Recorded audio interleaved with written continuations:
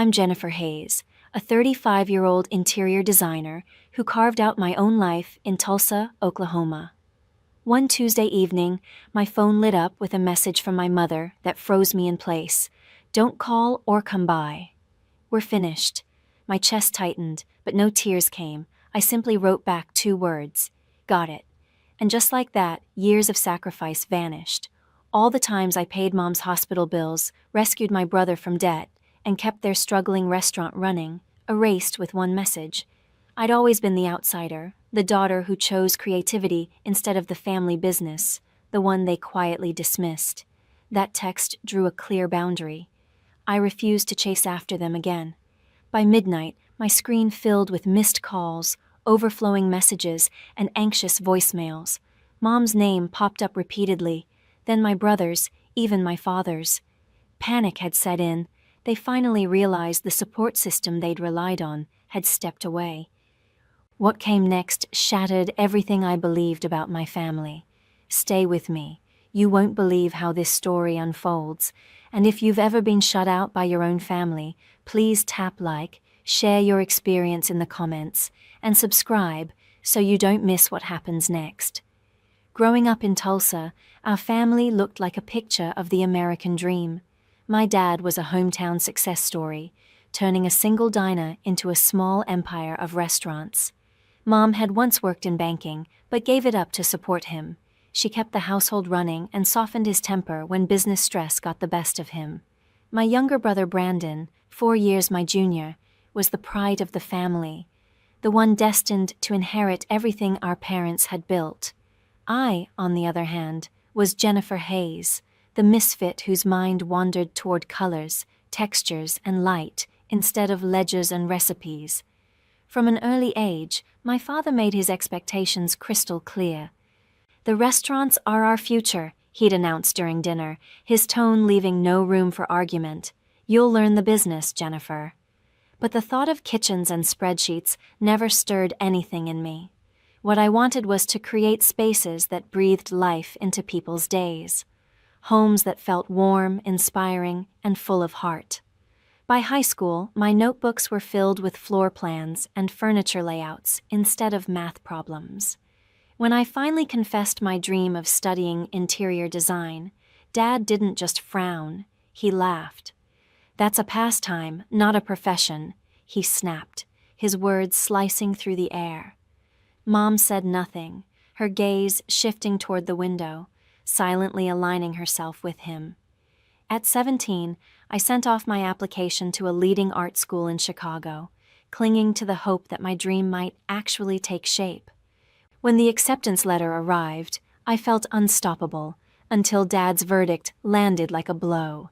"If you're not joining the restaurants, you're on your own," he declared, folding his arms with finality. There'd be no tuition help, no financial backing, just a closed door between me and the family I thought would cheer for me. Mom gave a small nod, her silence speaking volumes. Brandon, just 13 then, wore a smug little grin, as if my rejection were his personal victory. In that moment, I realized how firmly the lines were drawn, their golden boy on one side, and me, the disappointment, on the other. I juggled 2 jobs, waiting tables and tutoring, to fill the gaps my scholarships couldn't. Long nights, endless shifts, and the weight of student debt became my normal. Dad never once asked how I was managing, and Mom's occasional "I'm proud of you" rang empty when she'd immediately turn to gush over Brandon's half-hearted efforts at the restaurants. He was untouchable. Skipped school, forgotten orders. It didn't matter. Excuses were always ready for him. I'll never forget one Christmas when I came home from college. Brandon forgot to lock up one of the restaurants, and thieves stole thousands in equipment and cash. Dad brushed it off with a shrug. "He's learning," he said, the same night he scolded me for missing a family dinner to finish a design project. That was the rhythm of our family. His failures forgiven, my ambition criticized. And with every passing year, the distance between us widened. Dad's gaze fixed solely on the son he believed would carry his empire, even though Brandon couldn't care less. Mom mirrored Dad in everything, her affection saved almost entirely for him. I tried to keep our bond alive, weekend calls, sending photos of my sketches, but she was always distracted, her tone distant. "Brandon's been helping at the restaurant," she'd say, as if that simple act made him a hero. I wanted to shout, "What about me?" But instead, I held it in, convincing myself that someday they'd recognize what I'd achieved. By the time I earned my degree, though, the divide was obvious. Back in Tulsa, I'd built a solid reputation, designing boutique hotels and high-end homes, yet every family gathering revolved around their business. "When are you going to join us?" Dad would ask, as if my career were nothing more than a passing phase.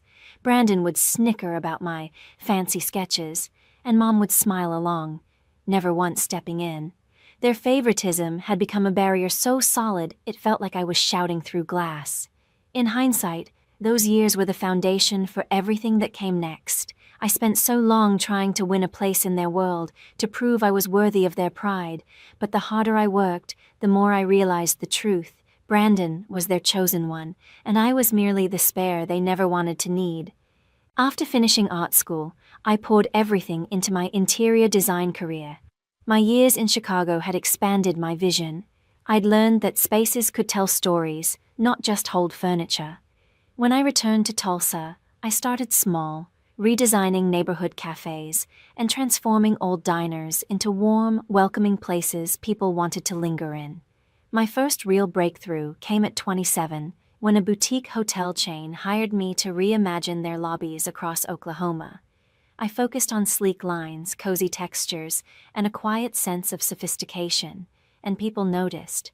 Before long, high-end restaurants and homeowners were reaching out, and my name, Jennifer Hayes, began showing up in local design magazines and blogs.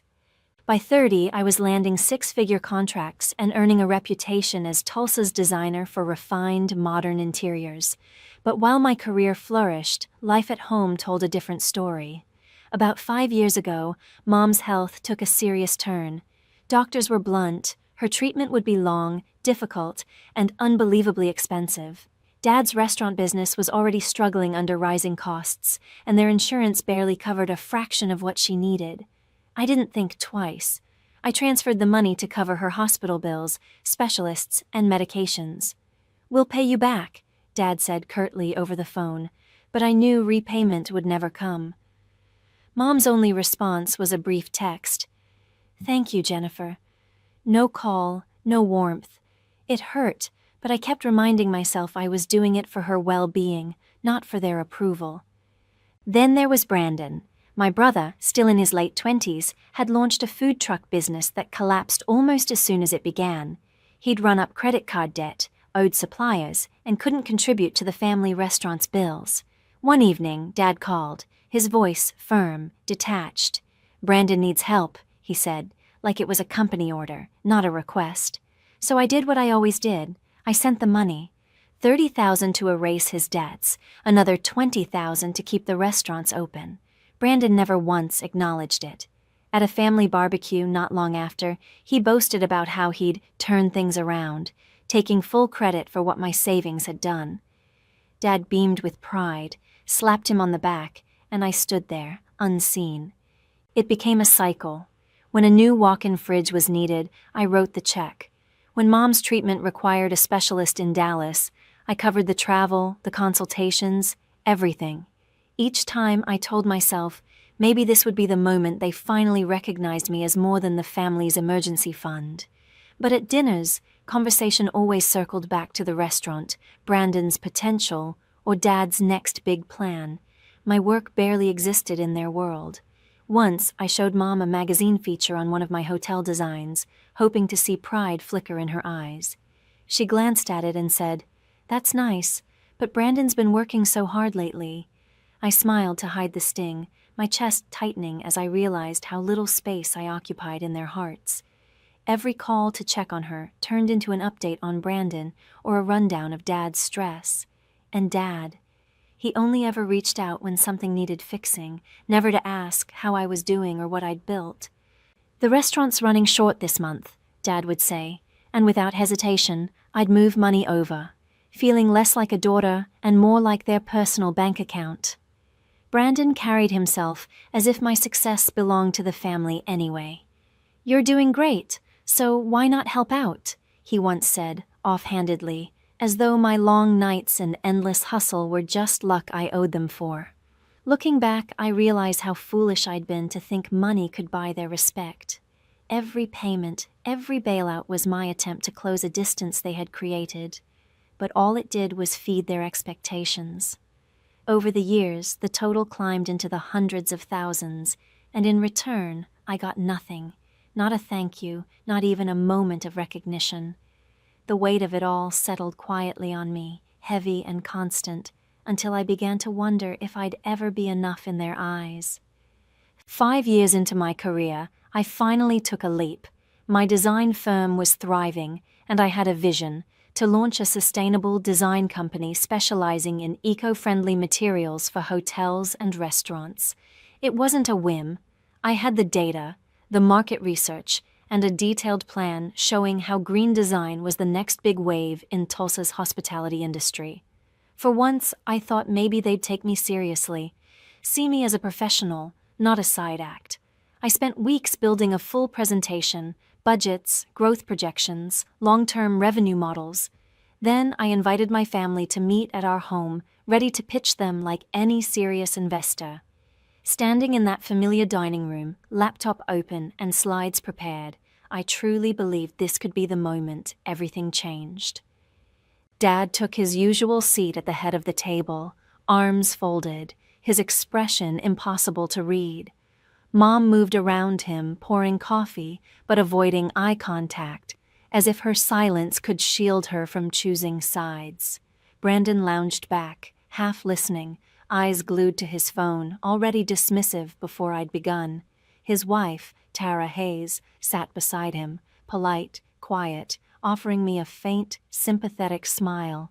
I drew a slow breath and started my presentation, outlining how sustainable materials could lower long-term expenses and attract a new wave of eco-conscious travelers.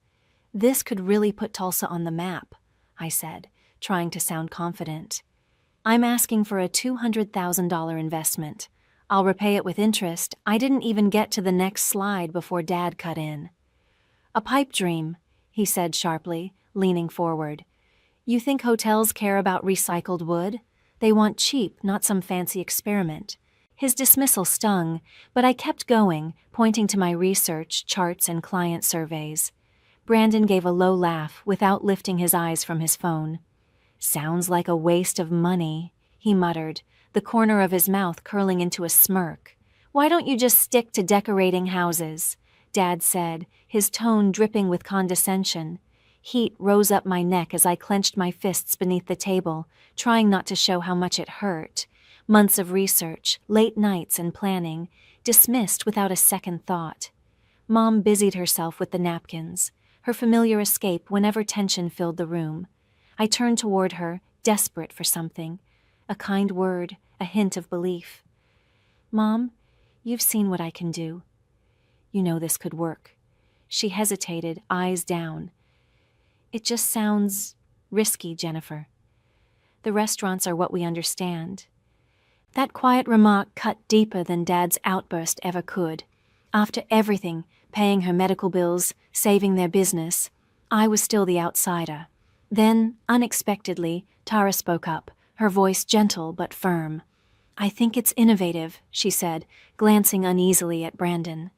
"Sustainability really matters now." For a flicker of a moment, I felt hope. But Brandon's sharp glance silenced her. She looked down, lips pressed together.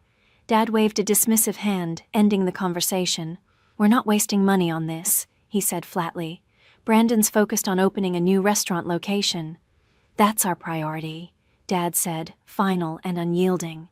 Brandon leaned back with a smug grin, as if he'd just won some unspoken contest I never agreed to join. I made one last attempt to reach them. "This isn't charity," I said, my voice trembling but firm. "It's an investment, with real returns. I built my career from the ground up. You know I can make this work." Dad only shook his head. "You made your choice, Jennifer. The family business comes first." Brandon chimed in with a smirk. Maybe if you spent time at the restaurants, we'd actually take you seriously. I could have screamed. After years of paying their bills, covering their debts, and keeping them afloat, they still saw me as a naive girl with a sketchbook. The room seemed to shrink, the air heavy with rejection. My hands trembled as I closed my laptop, the sound loud in the tense silence. As I turned to leave, Tara met my eyes, her lips forming a quiet, sympathetic, "I'm sorry."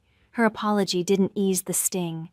On the drive home, their words echoed in my head, proof that no matter what I achieved, I'd never measure up.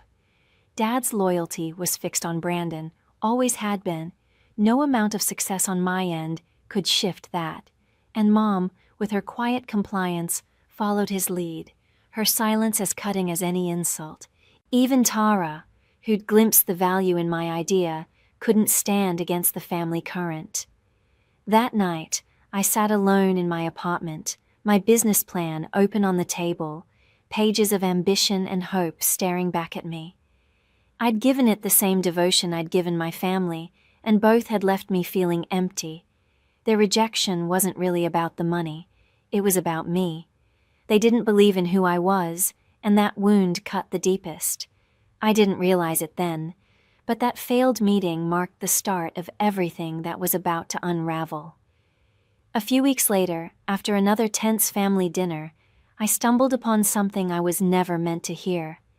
The dishes had been cleared, and I stepped into the kitchen to grab my jacket before leaving. Tara lingered by the sink, twisting a dish towel in her hands, her face pale with hesitation. She looked around to make sure no one else was near, then leaned closer, her voice trembling. "Jennifer, there's something you need to know," she whispered, eyes flicking nervously toward the dining room where Dad and Brandon were still deep in conversation. "Brandon's been taking money from the restaurants," Tara whispered, her hands trembling. "Thousands. That's why things are really falling apart." My stomach twisted. I'd known the business was struggling, but I'd blamed the economy, not Betrayal. "He's been skimming for years," she went on, her voice unsteady. "I found receipts, separate accounts. He's lying to your parents." I stood there, numb, my mind struggling to catch up with her words. Tara looked like she'd just committed treason, her eyes darting toward the doorway in fear. Before I could respond, Dad's voice boomed from the dining room. Careful not to make a sound, I edged closer, staying hidden just beyond view. His tone was clipped, commanding. "We need to finalize the will," he said. "Brandon's the only one holding this family together. Jennifer's off doing her own thing. She doesn't care about us." My pulse hammered in my ears. I caught Mom's soft reply, words half mumbled, then clearer. "She's done so much for us, Stephen." But Dad's answer came fast, cutting her off like a blade. "Money, not loyalty," Dad said flatly. "Brandon's our legacy. The restaurants will go to him." It felt as if the air vanished from the room. In a single sentence, he'd erased me, wiped away every sacrifice, every late-night transfer, every time I'd stepped in to save them. I slipped quietly out the back door, my mind spinning so fast it barely kept up with my footsteps. Driving home, the pieces started falling into place. Tara's trembling confession, the missing funds, Dad's unwavering devotion. All those years I'd paid Mom's hospital bills, cleared Brandon's debts, and rescued the restaurants from collapse, only to be branded unfaithful. Now it made sense. The constant short months, the unpaid vendors, the pleas for more money. Brandon had been siphoning it all along, and instead of holding him accountable, they were rewarding him, handing over everything I'd fought to preserve. The betrayal seared through me, but I couldn't face them. Not yet. The next morning, my phone buzzed with a message from Mom. "Don't call or come over. We're done." The words hit harder than I expected, like a physical blow. My hands shook as I read them again and again. This wasn't about the will anymore. It was personal. Mom, the one I'd clung to through everything, had chosen to cut me out completely. I typed, "Got it," and pressed send before doubt could creep in. For a moment, my thumb hovered over the call button, but I stopped myself. No more begging. No more chasing after people determined to see me as the outsider. If they wanted distance, I'd give it to them. I opened my banking app and started severing every financial tie I'd maintained. Mom's medical payments, canceled. Brandon's debt transfers, gone. The restaurant's utilities, no longer my responsibility. Over $300,000. Years of my effort and time poured into keeping their lives afloat, erased without gratitude or acknowledgement. As I clicked through the final confirmations, the mixture of freedom and fury hit hard.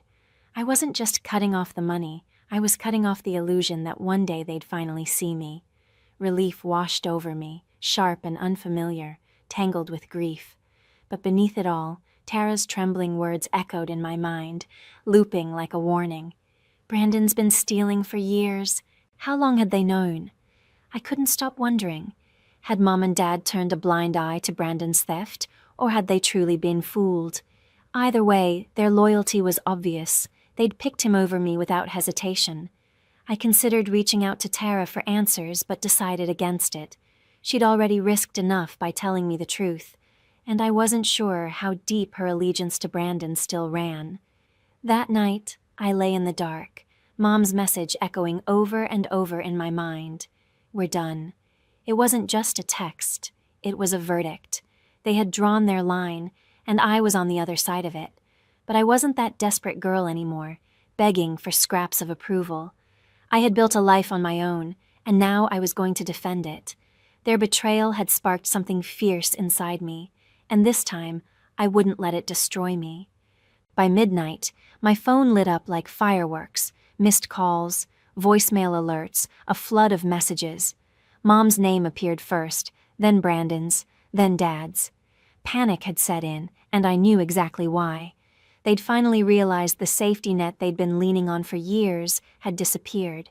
I didn't pick up. I just sat there on the couch, watching the phone light up again and again, every vibration tightening the knot in my stomach. For years, I'd been the one holding them together, the one keeping everything from collapsing. Now that I'd finally pulled the plug, the cracks were showing. Fast. Brandon's first voicemail came through sharp and bitter. "You think you can just walk away, Jennifer?" he snapped. "You're selfish, leaving us hanging like this." Selfish. The word almost made me laugh. After everything I'd paid, everything I'd sacrificed, I was the selfish one?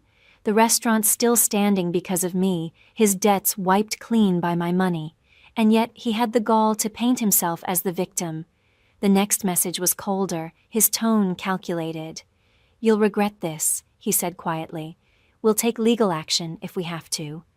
I deleted the message, my hands calm even as my pulse raced. Legal action? For what? Keeping them afloat all these years? The irony was almost laughable. Then came Mom's texts, one after another, a torrent of guilt and blame.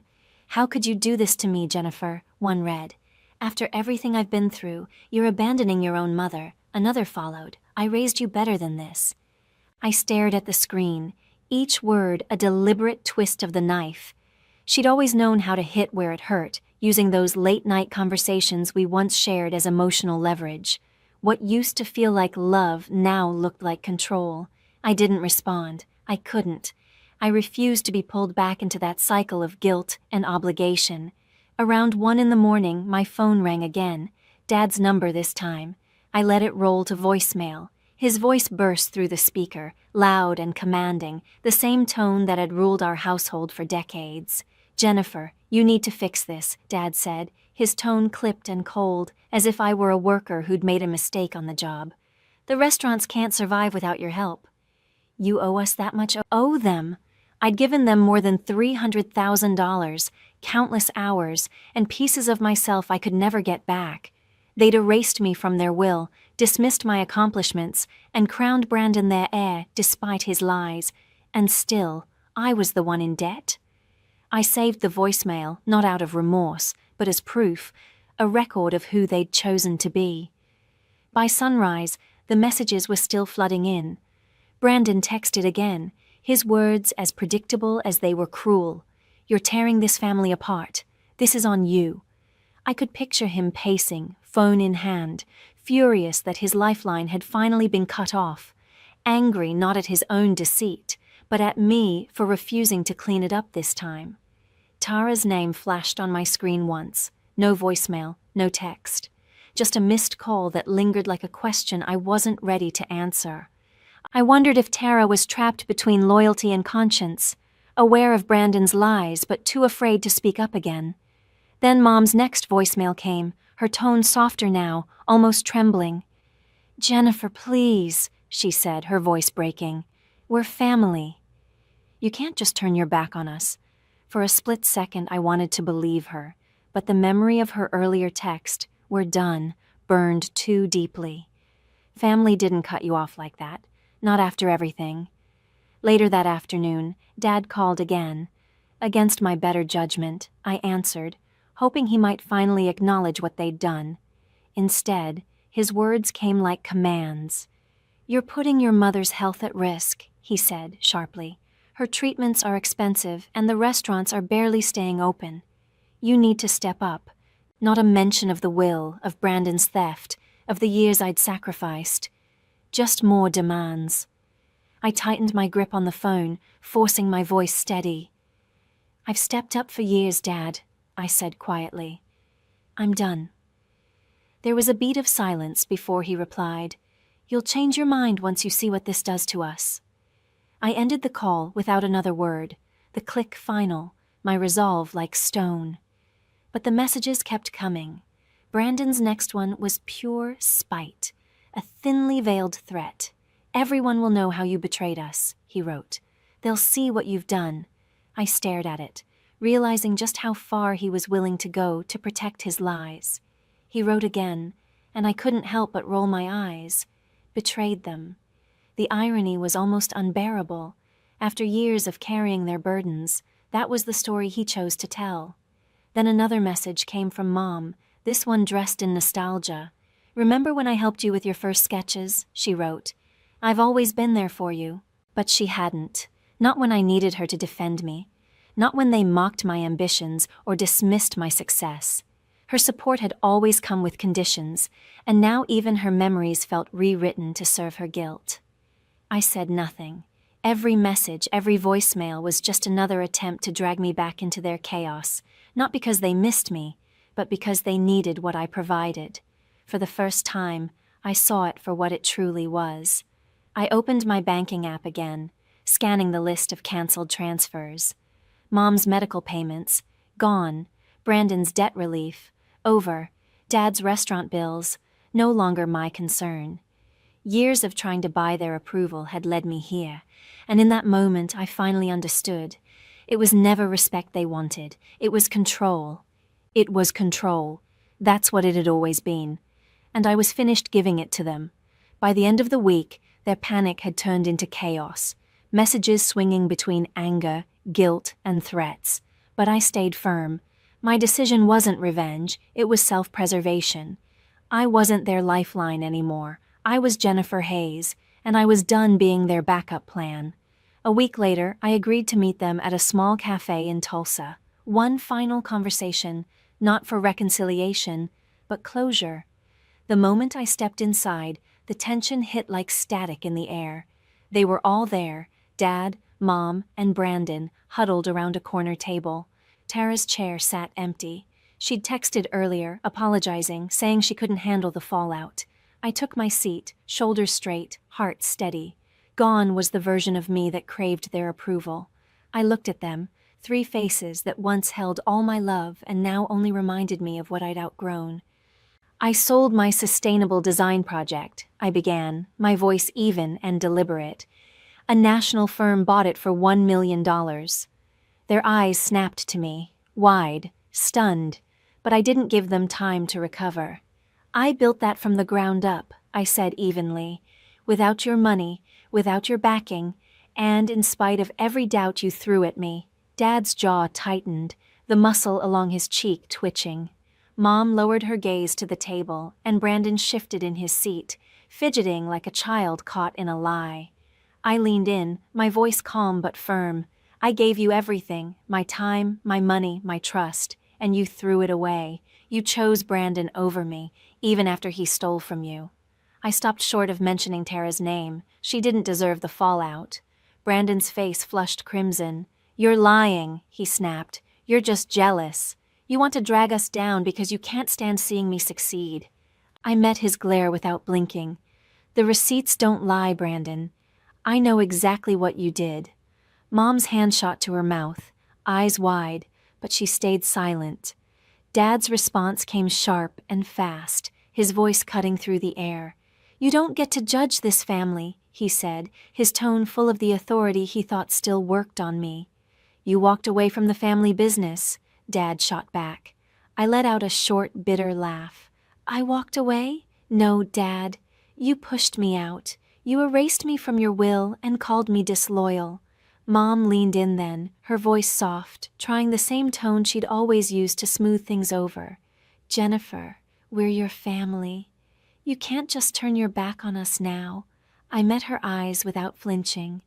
"You turned your back first, Mom. That text, 'We're done,' that was your choice." She winced, tears pooling, but I didn't let it move me. "I'm done being your safety net," I said evenly. "I deserve respect, not guilt trips. If you can't give me that, then we're finished." Brandon gave a low scoff, leaning back in his chair. "You think you're better than us? You'll come crawling back when you realize what you've lost." I just shook my head, calm now in a way I'd never been before. "No, Brandon," I said quietly but firmly. "I won't." I rose from my chair, the legs scraping against the tile, the sound sharp in the tense silence. "This is it," I continued. "No more money. No more phone calls. No more second chances." Dad's expression hardened, his voice cold. "You'll regret this, Jennifer," he said, the same words Brandon had thrown at me a week earlier. I didn't reply. I simply turned and walked out, the door swinging shut behind me. My chest felt heavy, but for the first time in years, I could breathe. I didn't look back.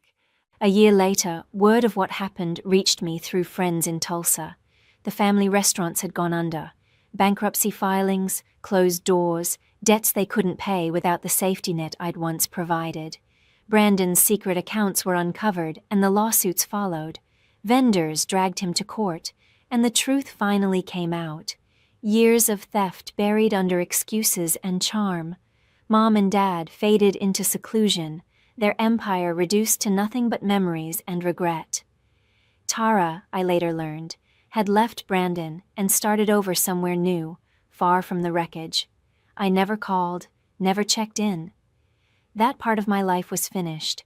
I channeled everything, the pain, the lessons, the strength, into growing my design firm, finally building something that was entirely mine. The sale of my project opened doors I'd only dreamed of before. I expanded my business, built a team, and began working with clients overseas. My life wasn't flawless, but it was mine, created on my terms, not shaped by their control. I found real peace in setting boundaries, in finally choosing myself over a family that had never truly chosen me.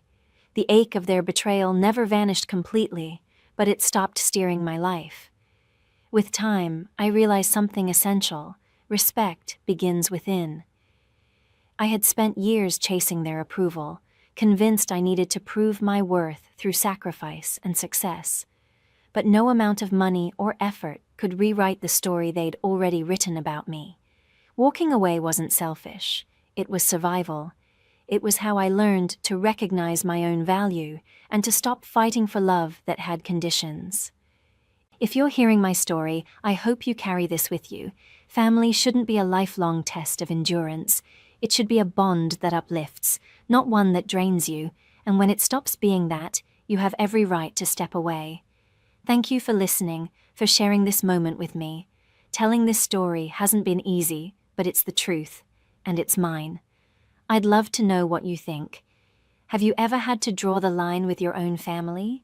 Share your experience in the comments. I'd love to hear how you handled it. Your stories matter, and I'm truly thankful for each of you who stayed until the end and listened.